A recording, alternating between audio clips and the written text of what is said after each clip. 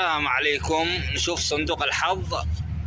صندوق الحظ كما تشافون السعودية حرب داخلية في الرياض والباحة والقرشي 2 إلى 3 شهور قريبا.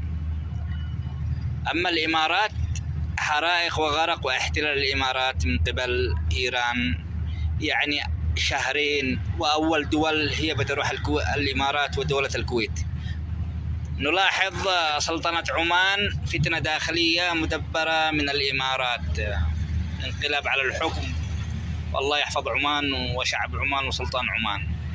نلاحظ هذه الأحداث وننتظر.